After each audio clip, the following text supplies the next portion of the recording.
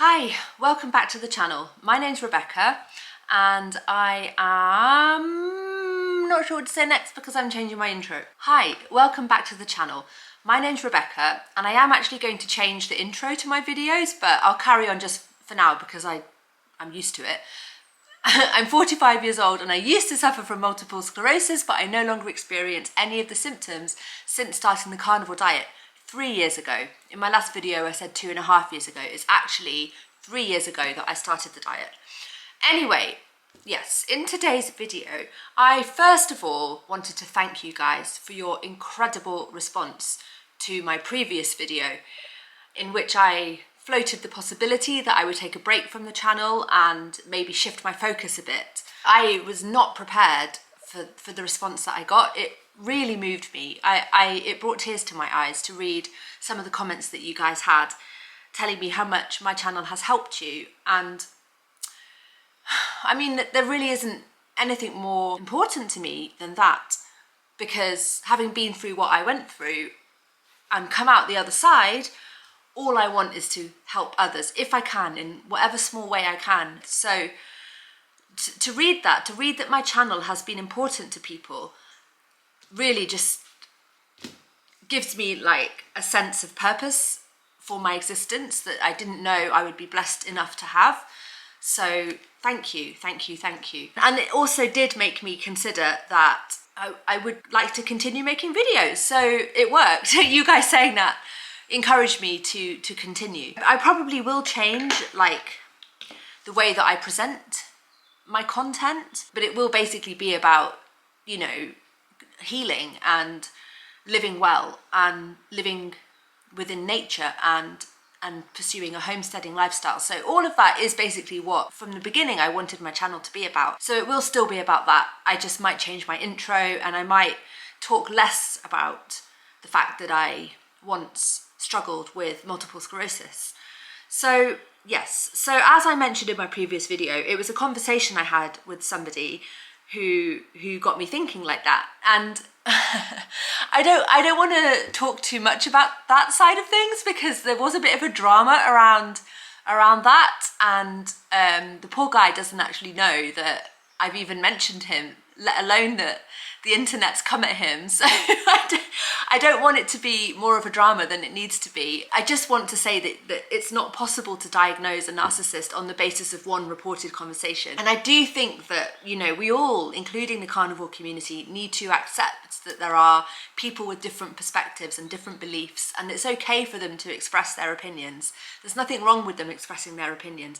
If a pattern develops and it's like toxic and negative and controlling, well, that's a whole different thing. But this was one conversation, so I just want to kind of reduce the element of concern, although at the same time, thank you so much for your concern. It felt amazing to think that you guys have got my back, because I have been through past relationships that really were toxic and followed like a textbook pattern of narcissism.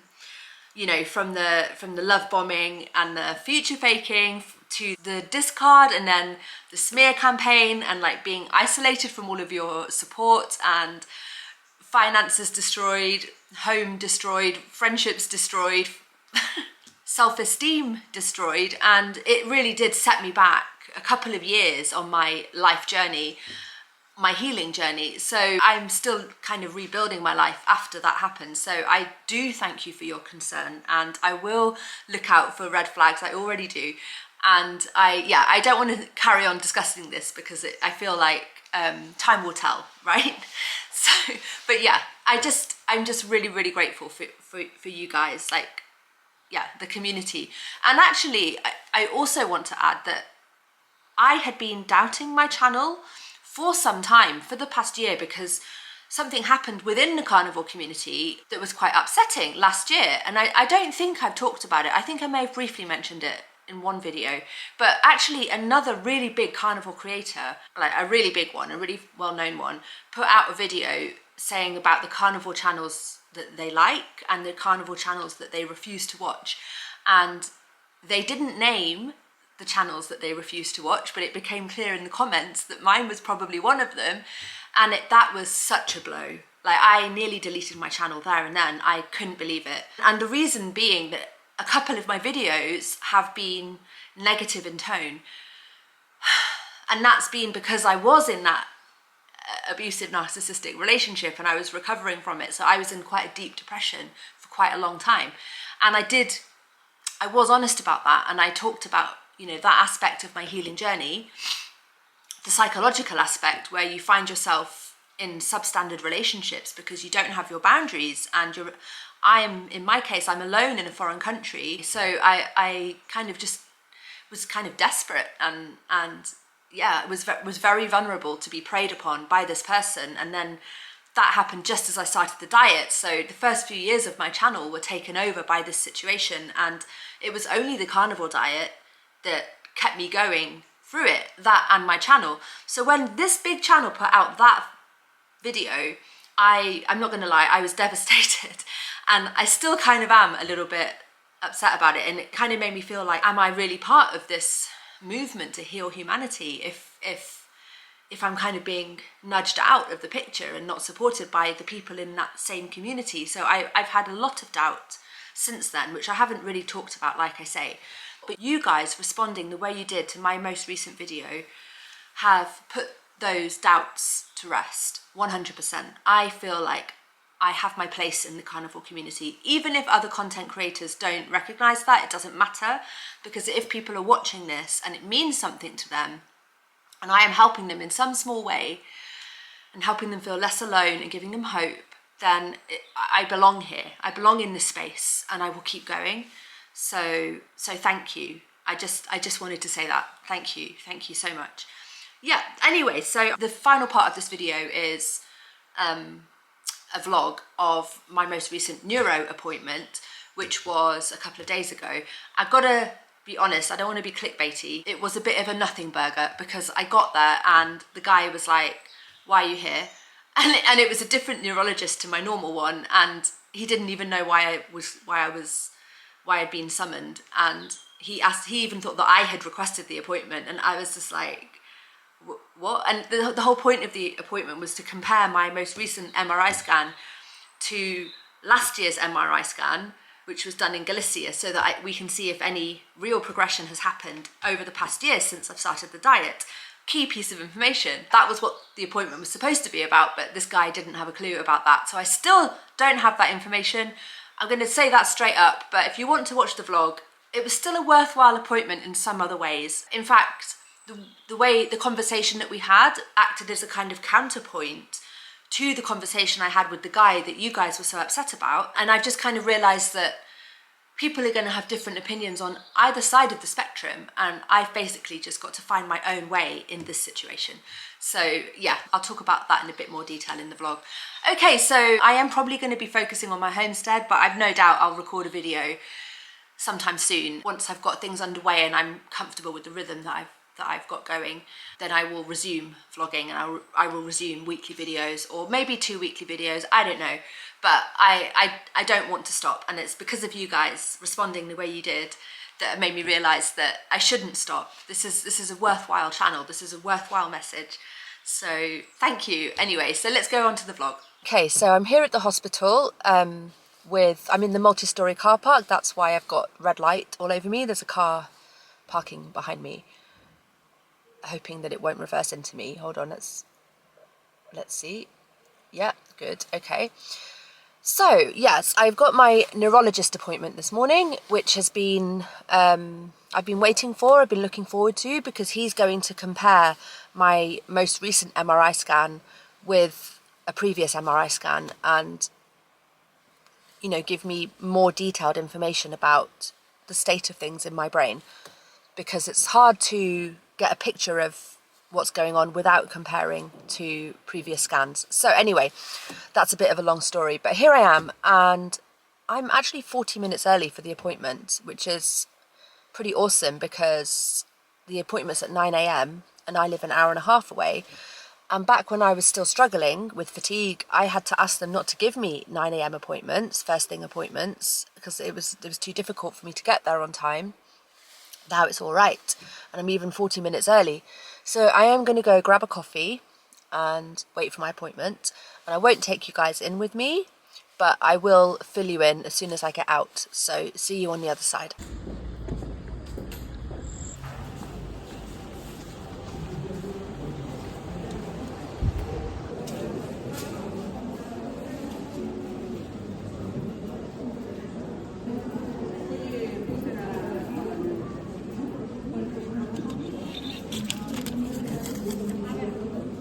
Hola, capi solo, por favor. Thank you. Okay.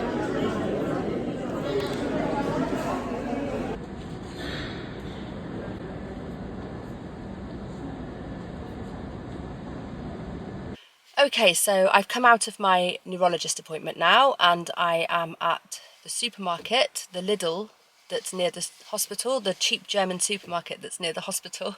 And I've got a proper haul. I've got like garden shears and pruning tools. So yeah, that was good.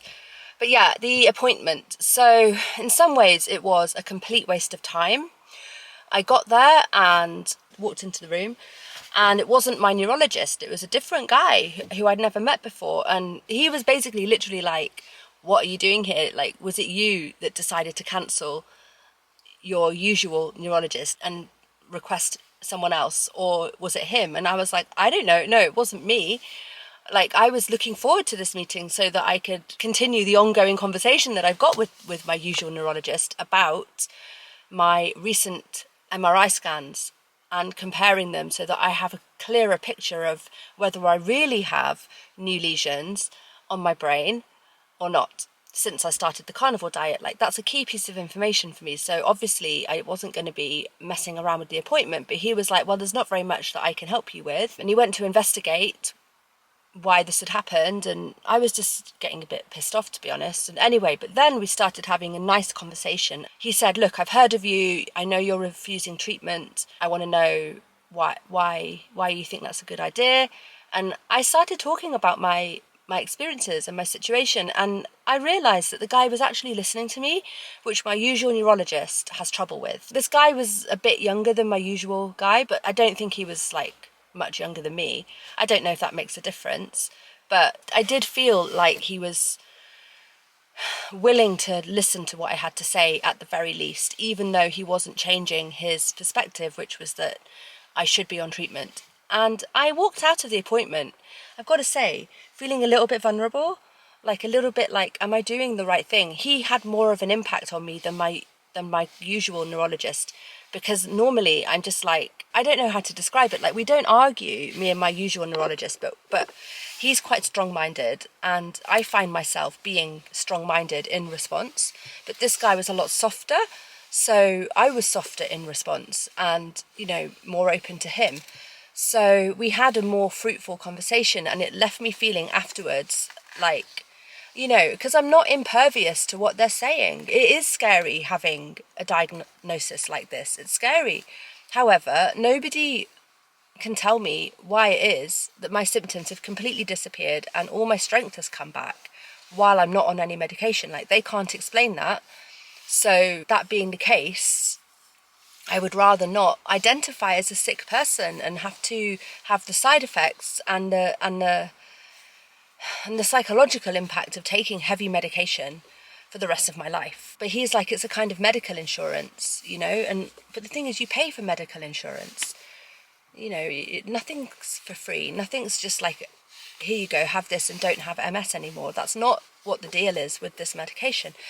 So yeah, I've got a lot to think about, because if you've watched my previous video, you'll know that I've had quite the opposite discussion with somebody else recently. And, you know, one minute I'm like, yeah, close the chapter, forget about it, just move on. And now I'm like,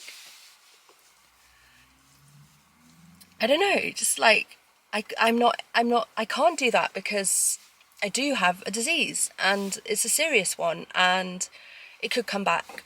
But I also know what I've experienced over the past 3 years, which is consistent good health, and not just good health, but strength. And I also know that I don't have much faith in the pharmaceutical industry or the medical profession at this point in my life. How could I after the pandemic? But even prior to that, with my own experiences as a sick person, I had lost a lot of trust. And if the consequence of that is that I don't take medication and I get back into a wheelchair, well, so be it. I don't know, like, it's scary sometimes, but I'm also, you know, willing to just close the chapter on another level and not be thinking about MS ever again, you know. So I'm kind of caught between these different mindsets, and I have got to find my own mindset. That's what I think, you know, I've got to find my own way, which I have been doing. I have been doing that for the past 6 years that I've been in Spain. I've been doing this on my own and doing really well at it on my own. So it's all very well to hear different people's opinions and be open to different people's opinions, but ultimately I've got to hold strong with my own beliefs and my own experience and my own journey. So I'm at this strange place, and I don't have any further information, unfortunately, about the MRI scans, the hard evidence. We're just going to have another appointment when I can speak to my usual neurologist. It's just to do with the software. Like, they can't actually read the MRI scan disc.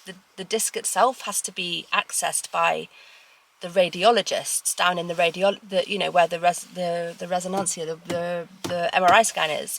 So they have to go down to that place to sit and look at the images, because their computer does not have the software, and that hasn't been done. So it's pointless. The whole thing's just been pointless, this trip to the hospital, other than the fact that I had a conversation with somebody who actually listened to me, but then also left me feeling quite scared and vulnerable. So whatever, I'm not that scared. It's just weird. It's just weird. It's fine. Yeah. So anyway, I am just going to go home now. Actually, I'm not going home. I'm going to visit a friend, and we're going to go walking in the mountains. So yeah, that's what I'm going to do. And then I'm going to go home, and then I will continue talking to you guys.